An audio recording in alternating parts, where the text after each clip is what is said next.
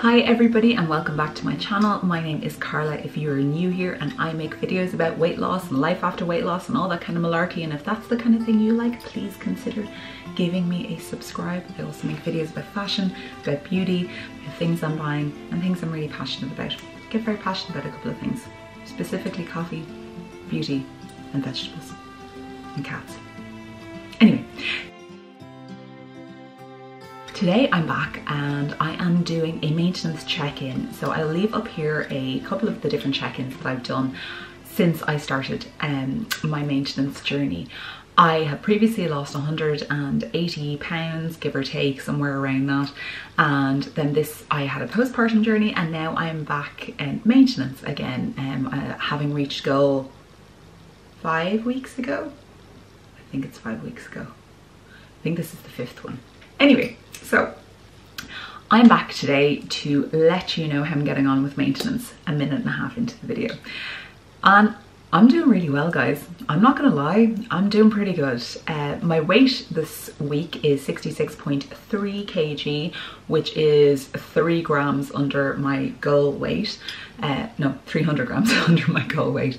It's about 146.1 pounds. I'm perfectly happy with that. That means I'm really maintaining in my range, which I've talked about before, and what my range is. I'm very, very happy with my weight at the moment.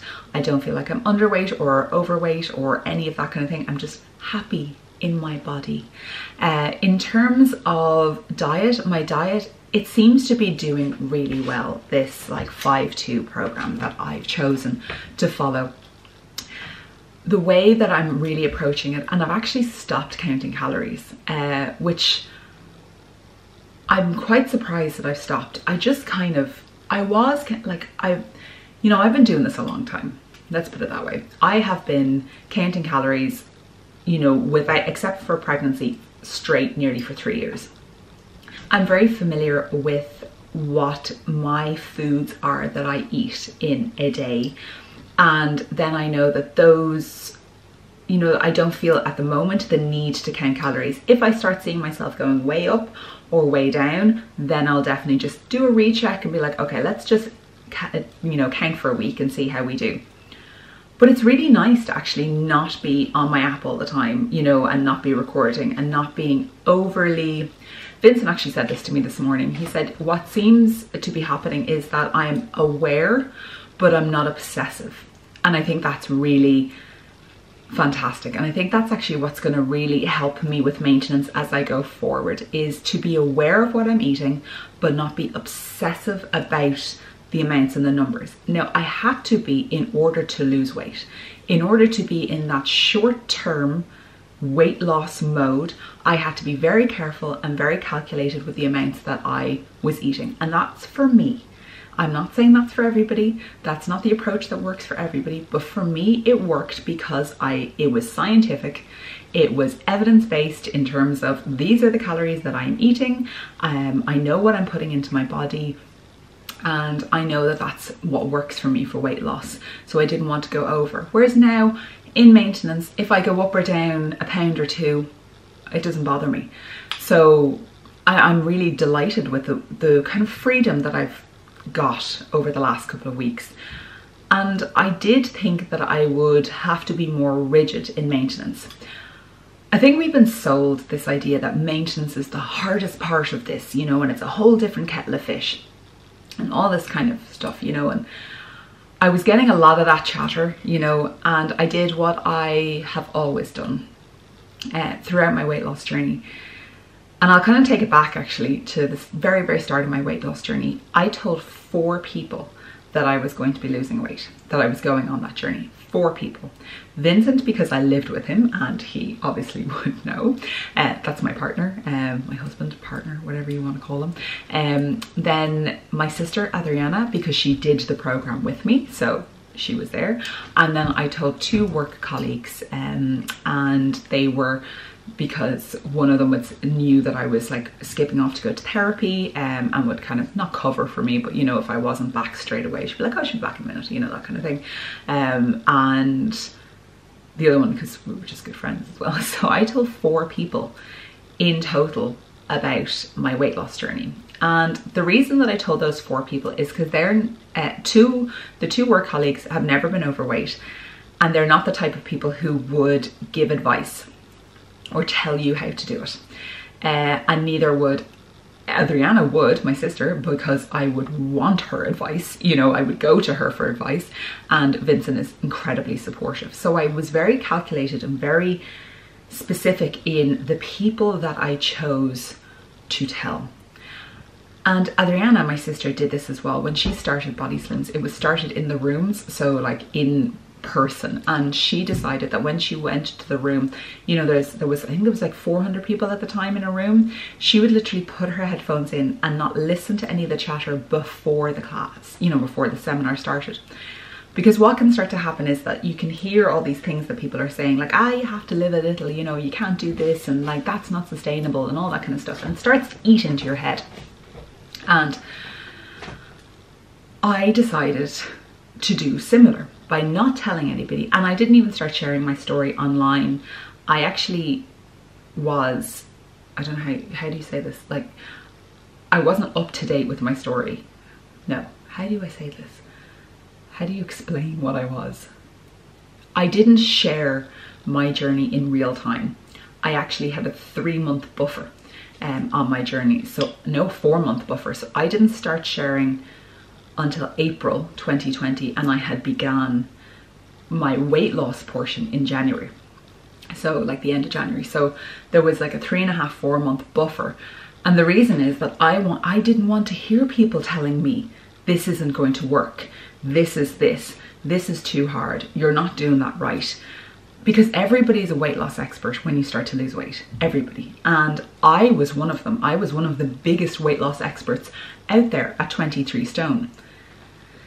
You know, so I didn't want to have that chatter in my head, and I don't want that chatter for maintenance. So what I'm doing is, if somebody says, you know, this is, and I don't have the luxury now of not having people say things to me, because I'm out there in the public talking about this.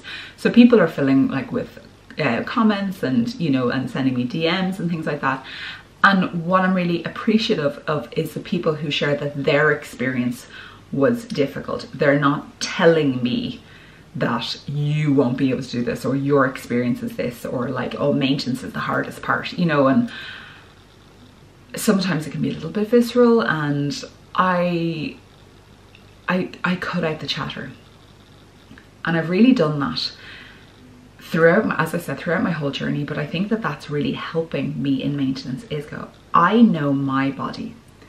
I have spent the last 3 years getting to know me and my body, and also my brain and my mental health, and my brain health, my mental fitness, and how I approach things.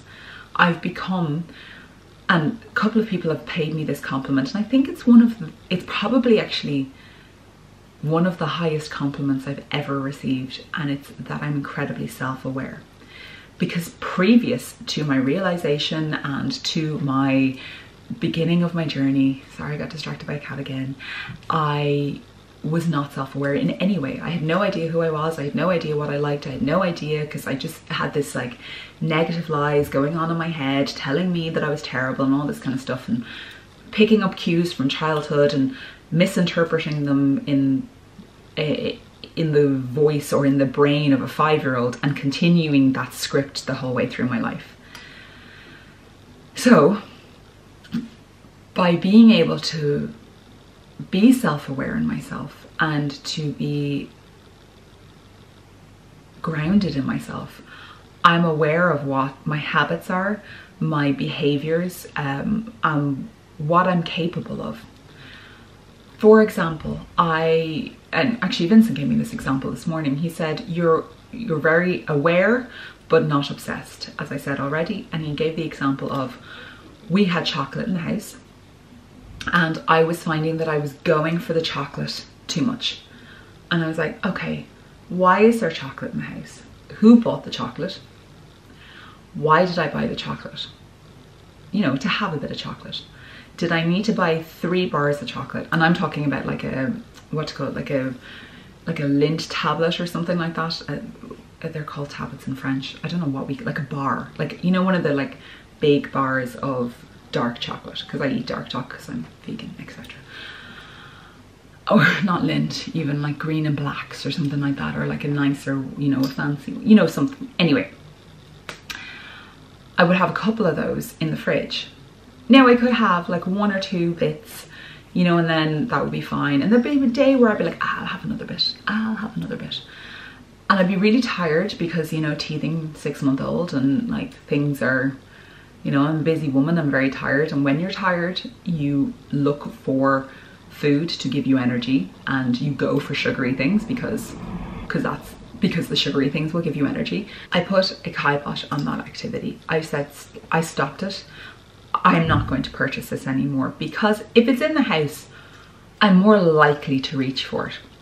If I want a piece of chocolate, I will go and buy a bar and I will have a piece or 2 of chocolate. I am not depriving myself of it, but I'm not going to have it there all the time to just be like, you know, I'm like, you know what, and I can buy 1. I don't have to buy 4, you know, and have a range there, because it's just so, like, it's quick and easy to go and get 1. What I love is, I know you guys hear me talk about these all the time, is the Millionaire bounce balls. They're 165 calories. They are so delicious. I'll leave a link to where I buy them down below. You can get them on Amazon if you are in the UK. I'm not sure, I don't think they're sold in the US yet. My God, they're so delicious. I love them so much. But they're individually wrapped for 165 calories. So I know when I pick up one of those, I'm less likely to go and get another one. I'm more likely to just have the one. So that kind of behavior. So because I'm quite self-aware, that's what I'm doing, is I'm stopping that behavior before I engage in it any further. So I think that that's being self-aware, and that reducing that chatter and not listening to other people, and kind of staying very grounded and like, okay, that's your experience. I appreciate you sharing that with me, but I'm also going to learn my experience, as opposed to taking what people are saying and creating a new script, as I did as I was a child, how I ended up obese. I'm writing my own script. My script is, I am aware and in tune with my body and my mental health and my satiety levels of fullness and when I'm hungry. I will not deprive myself if I would like a treat of a cinnamon bun on the weekend, or a piece of chocolate, or I'd like to get a takeaway pizza or a bowl of pasta. But I do not need to eat those every single day. I like to nourish my body with really good whole foods. I like to drink water, I like movement, and I prioritize sleep. I like to live the best life that I can, that makes me feel healthy for me, and I do not need to have all of these things.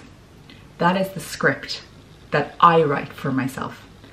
That is what I have learned about myself, and that is my script that goes on in my head. And I don't need to take in the scripts of others and create a new narrative for myself. It doesn't serve me. So that's where I've been, you know, with this, and I think that that's why I'm finding maintenance easy. Yes, I'm a little bit ahead in recording, so I'm all very confused. It's a bit inception-y, but we're getting there. Inception? Yes, not incest. Inception. That's the one. And I still have not removed that cat hair from the lens, but we will do that after this, because I'm not going to touch the camera now. In terms of, so I really wanted to kind of delve into that today. I thought that was an important part of this maintenance journey, to kind of do a check-in with you, instead of kind of going too in-depth into, you know, or just kind of giving you a little bit of like a overview. I like to kind of do that more in-depth into some area that I'm learning as I go. Please leave down in the comments as well down below how you find maintenance if you're in it, and what your approach is, or have you ever felt that negative script that's going on, you know, like I'm picking up those cues and people telling you it's going to be hard, so you think it's going to be hard. Over the last month as well, I have made some very, very big life changes, incredibly big life changes, that I'm going to be sharing with you in the next 2 to 3 weeks. I'm super excited to be sharing them with you. And I went out last night with Vincent for dinner, and we went for a date night. I had a 3-course meal. It was delicious. And I realized in that moment that I was truly happy for the first time in my life. That every single aspect of my life, I am blessed. I have a wonderful partner. I have a very supportive family. I have a dream job that I can't believe that I have it. I'm building a career for myself. I have a wonderful home. I have the most beautiful son who is my joy. He is my heart. I have wonderful cats. I have opportunities. I have sunshine. I have my health, both my mental and my physical health. I'm incredibly blessed and I'm incredibly happy. And it's something that I've been striving for my whole life, is to be happy. And I'm really excited that I am finally happy. It's a wonderful, wonderful feeling. And it's not like I buy handbags and I want a bigger house and all this kind of stuff. And like, I got this big house, and happiness is, to me, is being really content with the small things. The feeling I have inside when I look at my son and not worried about other things that don't really matter that much anymore, that aren't that important. The feeling I got when I sat with Vincent last night and we had time to just sit and be together for the first time since probably the month before Brannock was born. That we weren't like rushing around trying to do something or fix something or do something before Brannock arrived, and then like, or we're not like we have to get home to him, or like he needs to be fed in an hour. He was being taken care of as always. And I had a couple of trolls on YouTube yesterday, and I was like, I don't have to deal with this, and I just block people. I'm just like, if people can't appreciate my boundaries with what I set here, then they don't have to follow me. The unfollow button or unsubscribe button is free to press, and it's so freeing. I just feel so grounded and free. So that's in terms of my mental health. So guys, I'm gonna love you and leave you. This has been a long chatty video. I didn't expect it to be this long, but I hope you've enjoyed it. Yeah, I'm in a really good place. Please leave me a happy smile emoji down in the comments if you've made it to this part of the video. And I will talk to you all next week. Bye guys.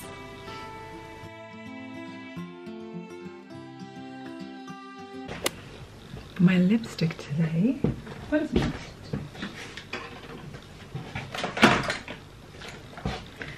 My lipstick today, my lip liner is, oh my back, Total Baller Line Loud by NYX Professionals. Oh, the kids are so cute. And then Muddy Madness by Catrice. And a little bit of Milani 61 Matte Naked on the top. And my eyeshadow is Tasha Denona Glam palette, which I highly recommend to everybody. Oh, it's so beautiful. My brows, I had them laminated. Can you tell? Because they're fabulous. Anyway, I'm gonna go now. Yes, I'm a little bit ahead in recording, so I'm all very confused. It's a bit Inception-y, but we're getting there. Inception? Yes, not incest. Inception. That's the one. And I still have not removed that cat hair from the lens.